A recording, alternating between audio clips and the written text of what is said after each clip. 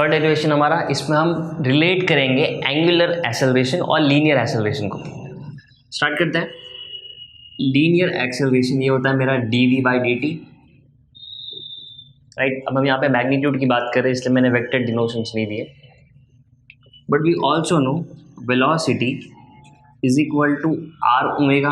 हमारा सबसे पहला रिलेशन यही निकाला था हमने, velocity is equal to R omega. अगर इसको मैं यहाँ पे सब्स्टिट्यूट करूँ then acceleration would be D by D T, और इसको यहाँ पे पुट करूँगा तो मुझे मिलेगा वेलोसिटी की जगह पे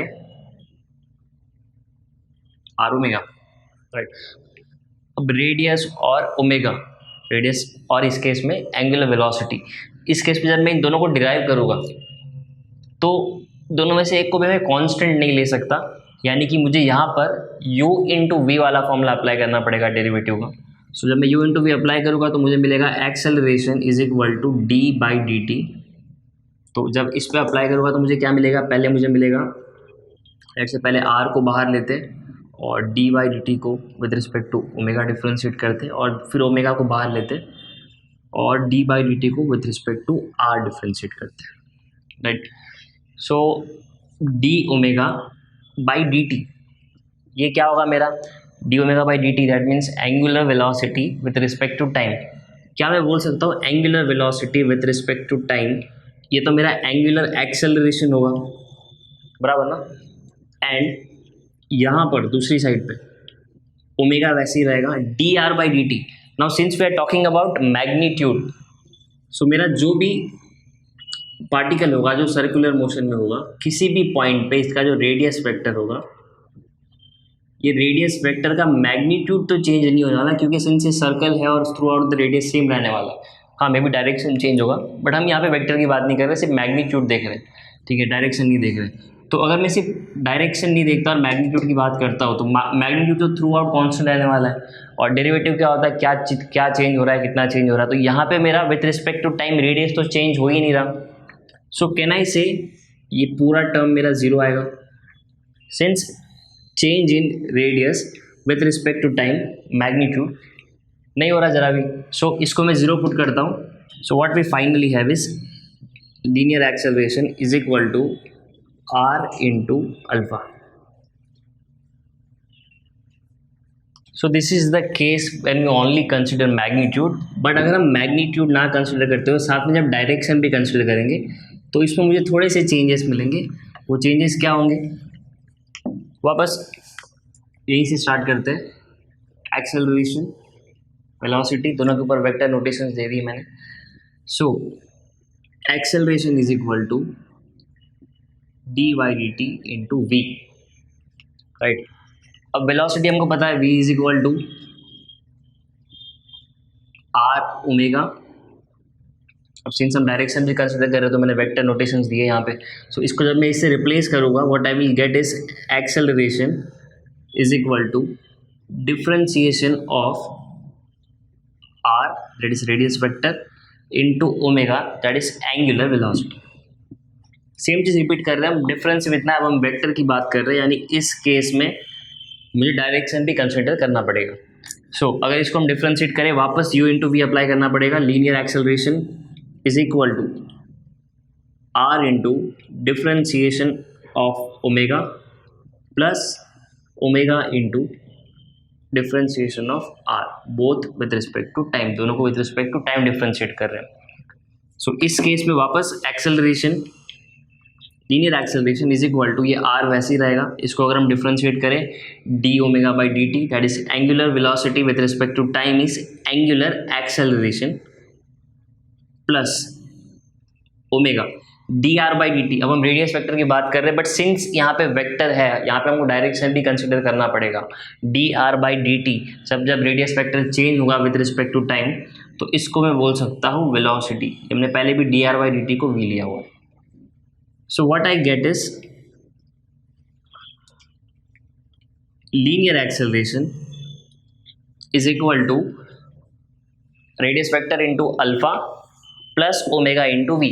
सारे वेक्टर फॉर्म में, इसलिए मुझे मैग्नीट्यूड डायरेक्शन दोनों कंसिडर करना पड़ेगा। This is the final form, but इसको अगर हम चाहिए तो एक तरीके से रिप्लेस कर सकते हैं।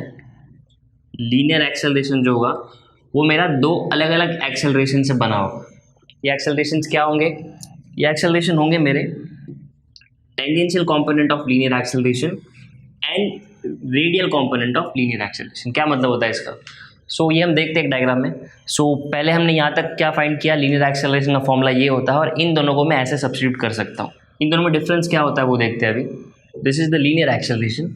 लीनियर एक्सेलरेशन क्या होगा मेरा, इसका और इसका एडिशन, ये मेरा क्या है, ये कहीं ना कहीं रिप्रेजेंट करता है मेरा टेंजेंशियल कंपोनेंट ऑफ एक्सेलरेशन, जिसको मैं AT से रिप्रेजेंट करूँगा, और रेडियल कंपोनेंट ऑफ एक्सेलरेशन। सो इन दोनों को जब हम ऐड करते हैं तो मुझे मिलता है मेरा लीनियर एक्सेलरेशन। सो इन दोनों में डिफरेंस क्या है ये देखने के लिए वापस हम हमारा डायग्राम देखते हैं। एक बॉडी है जो सर्कुलर मोशन में है, कंटिन्यूसली अपना पोजीशन चेंज कर रहा है with respect to time. Let this be the radius vector, let this be the different positions A B। Position के साथ साथ रेडियस वेक्टर भी हमारा चेंज होगा। रेडियस वेक्टर चेंज होगा तो मुझे यहाँ पे डिस्प्लेसमेंट मिलेगा बीच में। सो जब भी बॉडी एक्सेलरेशन होगा, काफ़ी सिंपल रखता हूँ मैं इसे, आपको समझने में ईजी पड़ेगा। बॉडी एक्सेलरेट कब होगा, मेरा क्वेश्चन ये। बॉडी एक्सेलरेट तब होगा जब वेलोसिटी चेंज होगा विथ रिस्पेक्ट टू टाइम, बराबर ना। सो क्या मैं इसको ऐसे लिख सकता हूँ, वेलोसिटी चेंज होना। वेलोसिटी भी मेरा एक वेक्टर क्वांटिटी है, दैट मीन्स वेलोसिटी मेरा कब चेंज हो सकता है? वेलोसिटी मेरा चेंज हो सकता है when either magnitude of velocity is changing और direction of velocity is changing. दोनों ही केस में मेरा वेलोसिटी चेंज होगा। मैग्नीट्यूड चेंज होना यानी क्या हो गया, लेट्स से इस पॉइंट पे इसका वेलोसिटी है 10 रेडियन पर सेकेंड। हम यहाँ पे लीनियर वेलोसिटी की बात कर रहे हैं तो उसको हम लेते हैं 10 मीटर पर सेकेंड। इस पॉइंट पे भी है 10 मीटर पर सेकेंड, यानी मेरा वेलोसिटी चेंज नहीं हो रहा, बराबर। मैग्नीट्यूड चेंज नहीं हो रहा, बट मेरा डायरेक्शन तो चेंज होगा ना। पहले मेरा वेलोसिटी ऐसे था, रेडियस वेक्टर से 90 डिग्री, अब कहीं और है। सो क्या मैं बोल सकता हूँ, भले ही मैग्नीट्यूड चेंज ना हो, डायरेक्शन तो चेंज होगा। हमने पहले ही देखा है, भले ही बॉडी UCM में क्यों ना हो, वेलोसिटी चेंज होगा, यानी वो हमारा कहीं ना कहीं UCM भी एक एक्सेलरेटेड मोशन होता है इसी वजह से। तो जब मेरा मैग्नीट्यूड चेंज होगा तब क्या होगा, ये स्पीड 10 से यहाँ पहुँच जाएगा 20। इस केस में एक्चुअली मेरा बॉडी एक्सेलरेट कर रहा है, क्योंकि देखो स्पीड बढ़ेगा तो एक्सेलरेशन इस बॉडी को फील होगा, स्पीड कम भी होगा तो भी डिसेलरेशन फील होगा। तो जब मेरा मैग्नीट्यूड चेंज होगा तब हम बोलते हैं टेंजेंशियल कंपोनेंट ऑफ एक्सेलरेशन उसके वजह से चेंज होगा। और जब डायरेक्शन चेंज होगा, सिर्फ यहाँ पे डायरेक्शन चेंज हो रहा है, let's say magnitude is same but only direction is changing, तो उसके वजह से जो एक्सेलरेशन होगा मेरा रेडियल एक्सेलरेशन। सो हमने क्या देखा, लीनियर एक्सेलरेशन क्या होता है, change in velocity upon time. Velocity कब चेंज होगा, मैग्नीट्यूड चेंज होगा तो वेलोसिटी चेंज होगा, डायरेक्शन चेंज होगा तो वेलोसिटी चेंज होगा, और अगर दोनों चेंज होता है तो भी वेलोसिटी चेंज होगा। सो एक्सेलरेशन इसके बेसिस पे दो टाइप के हो गए हमारे पास। जब आपका मैग्नीट्यूड चेंज होगा वेलोसिटी का, उस केस में जो आपका एक्सेलरेशन होगा वो आपका टेंजेंशियल एक्सेलरेशन।